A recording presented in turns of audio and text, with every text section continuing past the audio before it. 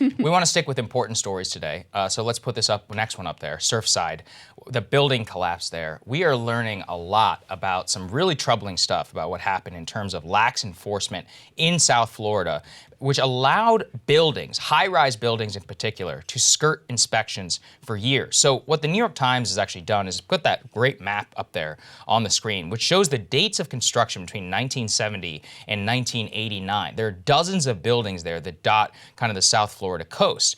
And what they talk here is about how hundreds of buildings, an analysis of property records shows 270 such buildings have dotted the skylines of Miami-Dade's counties, cities, villages, and towns, with dozens more in the county's unincorporated reaches. Now, the investigators and more, we have no idea yet exactly as to why that Surfside building collapsed. But what we do know is that the patchwork amount of enforcement, regulatory response, review of the records, review of exactly how the building was built, that has actually been lacking for years, not just on Surfside, but across the entire spectrum. I actually learned a little bit about this when I was down in Miami because I was asking around. I'm like, what is going on here? There's a mayor of Miami, then there's a strong mayor, then there's Miami-Dade County, then there's like 39 different cities, states, villages, whatever, cities, villages, etc. that are underneath Miami. It's a very different and interesting municipality in terms of the way they actually govern themselves.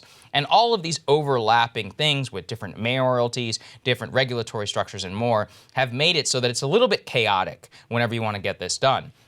The other interesting thing, and this goes into the history of South Florida itself, which I've always been fascinated by, is that a lot of these buildings were built in the boom years right around the time that South Florida was trying to crawl out of a lot of the drug violence, which was plaguing Miami. And so they wanted to greenlight a lot of different construction. So the buildings of the early 80s took shape against the backdrop of the turmoil and the economic uncertainty. So with all of that, it kind of comes together. The Times stitches together a picture where you have 30 high-rises built in coastal Miami from the late 70s to the late 80s, and that the states of repair vary widely from building to building. And so in every single one of these cases, we actually don't have a very good idea of how are these buildings doing. And the uneven enforcement in particular, given a lot of the hurricanes and the codes that a lot of these people have to come and abide by, makes it so that you have a situation where a Surfside could come through in the could come through that situation, through that chaos that I've kind of just described here, and it begins to make a lot more sense because we always ask, we're like, how does this happen? I mean, we have 100-something people who are likely have perished, which is horrible. Yeah. And we've seen now that we've had controlled demolition. We have a video of that actually, of one of the second buildings nearby ordered to evacuate. And then this 11 days, actually the remaining part of the building there, which was demolished over safety concerns. And I mean, this is, oh God, I mean, just look at that.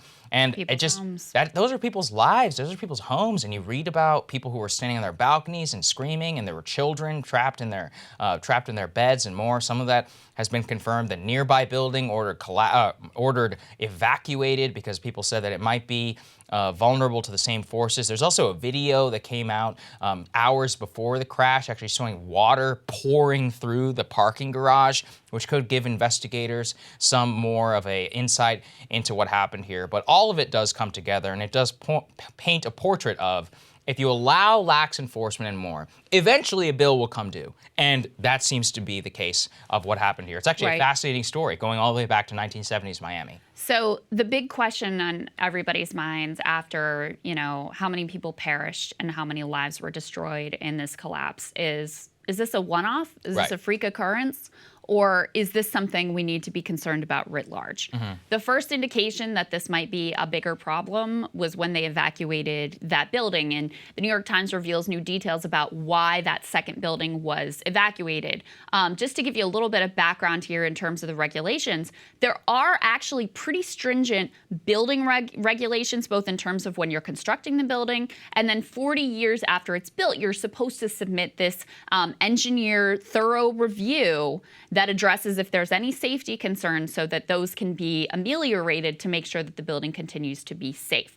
One of the things that the Times reveals here is that that 40-year requirement might be on the books, but it is not really enforced at all. A lot of these buildings that should have submitted their 40-year report by now just didn't do it. And then others of them submitted the report and said there were problems and they haven't fixed it, which was the case, I think, with the building here in Surfside that actually collapsed.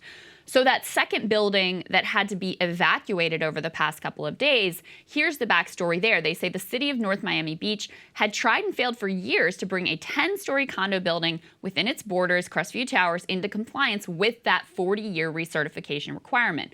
When the building's condo association finally submitted the required paperwork last week, about 9 years late, it documented critical safety concerns.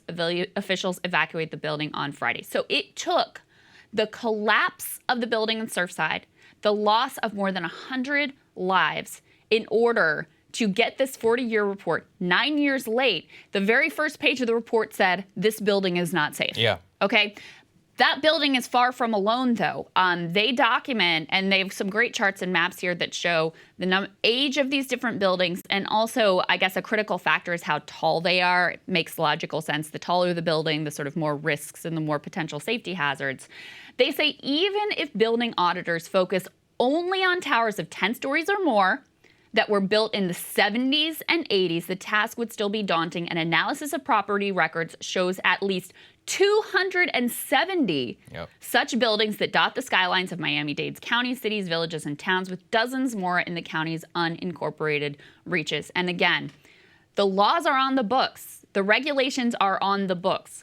Some buildings have basically been like voluntarily complying, and a whole lot haven't been. And the cities have either not had the resources or the will or whatever to make sure that these 40-year recerts happen and that the relevant fixes are put into place. So that question of whether this was a one-off or there's a broader, more dangerous situation down here that impacts multiple buildings in an area that where it's, that's the reason they have these laws on the books, is you do have hurricanes and high winds and storms, and you've got salt water and you've got sand that it's being built, and then you layer on top of that the impact of climate change. You really have to be careful with these buildings and make sure that they continue to be brought up to code and continue to be structurally sound. So while, again, we don't know the specifics exactly of why this building collapsed, we're getting a view of the type of lax enforcement that may have contributed and allowed these repairs to go unaddressed for so many years. There was one other piece, a clue that the Times covered in a different story as well, of what may have been part of the problem with the building. Some of the experts, after the demolition, they were reviewing photos, and this is preliminary, this is not certain at all, but it looked like in some of the columns, the critical columns that supported the building, that there wasn't as much rebar in there reinforcing the concrete as had been called for in the design. So this is one possible explanation.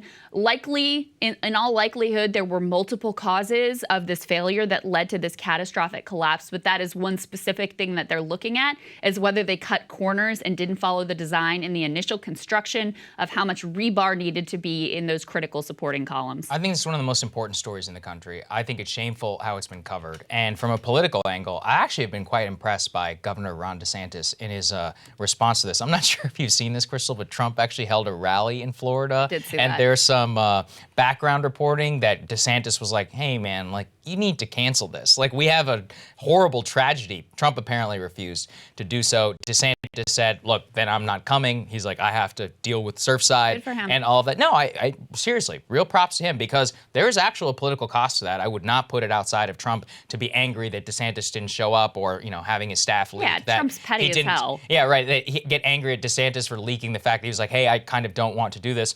And DeSantis, I know this is absolute bottom of the barrel. He did appear at that press conference with Biden, sat next to him, and was like, thank you very much for doing everything that we've asked you to do. Think back to Chris Christie and how people were pissed at him in 2012 for what was hugging Obama. He gave the Obama Probably hug. shouldn't have hugged him. If my own political advice. The right That being blamed said, Christie for losing. They were pissed. They were really Sort of pissed like at him. Christie's hug But was what won an Obama re-election. That stuff actually does matter. And so I will give absolute credit to the man where it is due. He has acted like an actual leader here. And as from what I can tell, him and his staff, I think it's a reckoning there down in South Florida construction. So for a lot making a lot of money for a lot of years, not voluntarily only, not submitting their inspection reports.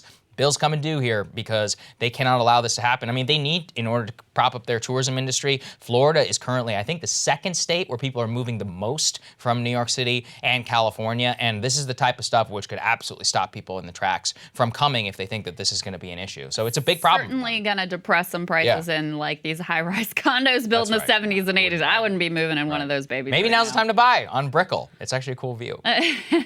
Okay. Hey guys, thanks so much for watching. That's right. Just as a reminder, you can become a premium subscriber today. Watch the full show completely uncut, our reactions to each other's monologues. You get to listen to it. You get to ask us questions, all that good stuff. Link is right there in the description or at breakingpoints.com. Best of all, great way to say screw you to the mainstream media.